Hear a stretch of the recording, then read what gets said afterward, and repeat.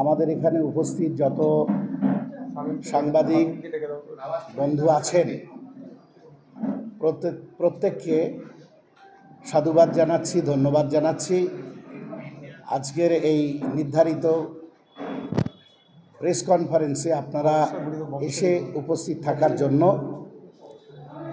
আমরা বলেছিলাম যে 4টে নাগাদ আমরা 4:30 আমরা প্রেস কনফারেন্সের মধ্য দিয়ে আমাদের প্রথম পর্যায়ের যে প্রার্থী তালিকা সেই তালিকা প্রকাশ করব। প্রায় আধ ঘন্টা দেরি হয়েছে বিভিন্ন কারণে, তো আমরা শুরু করে দিতে চাই। আজকে আমরা আমাদের যে প্রথম পর্যায়ের প্রার্থী তালিকা, অর্থাৎ কোন কোন কেন্দ্রে, কোন কোন লোকসভা কেন্দ্রে ইন্ডিয়ান সেকুলার ফ্রন্টের প্রার্থীরা প্রতিদ্বন্দ্বিতা করবেন, ইন্ডিয়ান সেকুলার ফ্রন্ট লোকসভা নির্বাচনে কোন কোন কেন্দ্রে প্রতিদ্বন্দ্বিতা করবে তার প্রাথমিক পর্যায়ের লিস্ট তালিকা আজকে আমরা ঘোষণা করছি। এরপরেও কয়েকটি প্রকাশ করব আমরা, কয়েকদিনের মধ্যেই আপনাদের জানিয়ে দেওয়া হবে সেটা। এখন আমি সকলকে বলবো যে আপনারা একটু লক্ষ্য করুন, লোকসভা কেন্দ্রিক লোকসভার নাম এবং প্রার্থীর নাম, যিনি আইএসএফের পক্ষে প্রতিদ্বন্দ্বিতা করবেন তার নাম আমরা ঘোষণা করছি। প্রথমে উত্তরবঙ্গে 7 নম্বর মালদা উত্তর লোকসভা কেন্দ্র, মালদা উত্তর লোকসভা কেন্দ্রে আমাদের প্রার্থী প্রতিদ্বন্দ্বিতা করবেন মোহাম্মদ সোহেল। মালদা উত্তর লোকসভা কেন্দ্রে মোহাম্মদ সোহেল। 19 নম্বর সংসদীয় ক্ষেত্র জয়নগর লোকসভা কেন্দ্র, যেটা এসসি সংরক্ষিত। জয়নগর লোকসভা কেন্দ্র যেটা আপনারা জানেন এসসি, ওটা সংরক্ষিত কেন্দ্র। ওখানে আমাদের পার্টির পক্ষ থেকে প্রতিদ্বন্দ্বী প্রার্থীর নাম মেঘনাদ হালদার। জয়নগর লোকসভা কেন্দ্রে মেঘনাদ হালদার। 11 নম্বর সংসদীয় ক্ষেত্র মুর্শিদাবাদ লোকসভা কেন্দ্র, মুর্শিদাবাদ লোকসভা কেন্দ্র, যেখানে প্রতিদ্বন্দ্বিতা করবেন হাবিব শেখ। মুর্শিদাবাদ লোকসভা কেন্দ্রে প্রতিদ্বন্দ্বিতা করবেন হাবিব শেখ। 17 নম্বর সংসদীয় ক্ষেত্র বারাসাত লোকসভা কেন্দ্র। 17 নম্বর সংসদীয় ক্ষেত্র বারাসাত লোকসভা কেন্দ্রে প্রতিদ্বন্দ্বিতা করবেন তাপস ব্যানার্জি। বারাসাত লোকসভা কেন্দ্র থেকে আইএসএফের প্রার্থী তাপস ব্যানার্জি। বসিরহাট লোকসভা কেন্দ্র 18 নম্বর সংসদীয় ক্ষেত্র বসিরহাট লোকসভা কেন্দ্র। এই বসিরহাট লোকসভা কেন্দ্র থেকে আইএসএফ প্রার্থী হিসাবে প্রতিদ্বন্দ্বিতা করবেন মোহাম্মদ শহীদুল ইসলাম মোল্লা।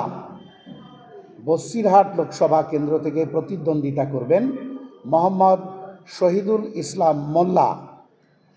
20 নম্বর সংসদীয় ক্ষেত্র মথুরাপুর লোকসভা কেন্দ্র। এই মথুরাপুর লোকসভা কেন্দ্র থেকে প্রতিদ্বন্দ্বিতা করবেন অধ্যাপক অজয় কুমার দাস। আপনারা জানেন মথুরাপুর লোকসভা কেন্দ্রও এসসি সংরক্ষিত, সেখানে আমাদের প্রতিদ্বন্দ্বিতা করবেন অধ্যাপক অজয় কুমার দাস। 27 নম্বর সংসদীয় ক্ষেত্র শ্রীরামপুর লোকসভা কেন্দ্র। 27 নম্বর সংসদীয় ক্ষেত্র শ্রীরামপুর লোকসভা কেন্দ্র। এই শ্রীরামপুর লোকসভা কেন্দ্রে প্রতিদ্বন্দ্বিতা করবেন শাহরিয়ার মল্লিক বাপি। শাহরিয়ার মল্লিক শ্রীরামপুর লোকসভা কেন্দ্র থেকে প্রতিদ্বন্দ্বিতা করবেন। শাহরিয়ার মল্লিক, শাহরিয়ার মল্লিক। 33 নম্বর ঝাড়গ্রাম লোকসভা কেন্দ্র, এটাও সংরক্ষিত, এসটি সংরক্ষিত। 33 নম্বর সংসদীয় ক্ষেত্র এসটি সংরক্ষিত, ঝাড়গ্রাম লোকসভা কেন্দ্র, যেখান থেকে আইএসএফ প্রতিদ্বন্দ্বী হিসাবে প্রতিদ্বন্দ্বিতা করবেন অধ্যাপক বাপি সরেন। অধ্যাপক বাপি সরেন। আমরা প্রথম পর্যায়ে এই 8 জনের নাম ঘোষণা করলাম। প্রথম পর্যায়ে এই 8 জনের নাম ঘোষণা করলাম। আপনারা এই ছবিতে দেখতে পাচ্ছেন এই 8 জনের নামের সঙ্গে সংসদীয় ক্ষেত্রের নাম্বার, সংসদীয় কেন্দ্রের নাম, প্রার্থীর নাম এবং সেই সঙ্গে প্রার্থীর ছবিও দেওয়া আছে। আমরা প্রথম পর্বের এই 8 জন প্রার্থীর নাম আজ ঘোষণা করলাম। প্রথমে যেগুলো বলেছিলেন তার ভেতর থেকে কটা আছে? প্রথমে যে 8টা কেন্দ্রে আপনারা প্রতিদ্বন্দ্বিতা করতে চাইছেন, আরেকবার বলে দেব। মালদা উত্তর লোকসভা কেন্দ্রে প্রার্থী হয়েছেন মোহাম্মদ সোহেল। মুর্শিদাবাদ লোকসভা কেন্দ্রে প্রার্থী হয়েছেন হাবিব শেখ। বসিরহাট লোকসভা কেন্দ্র থেকে প্রার্থী হয়েছেন মোহাম্মদ শহীদুল ইসলাম মোল্লা। ঝাড়গ্রাম লোকসভা কেন্দ্র থেকে প্রার্থী হয়েছেন অধ্যাপক বাপি সরেন। জয়নগর এসসি লোকসভা কেন্দ্র থেকে প্রার্থী হয়েছেন মেঘনাথ হালদার। বারাসাত লোকসভা কেন্দ্র থেকে প্রার্থী হয়েছেন তাপস ব্যানার্জি। মথুরাপুর লোকসভা কেন্দ্র থেকে প্রার্থী হয়েছেন অধ্যাপক অজয় কুমার দাস। শ্রীরামপুর লোকসভা কেন্দ্র থেকে প্রার্থী হয়েছেন শাহরিয়ার মল্লিক বাপি।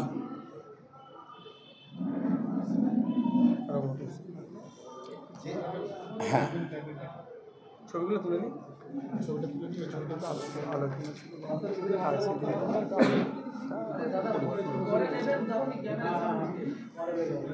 ঠিক আছে, এটা পরে নিয়ে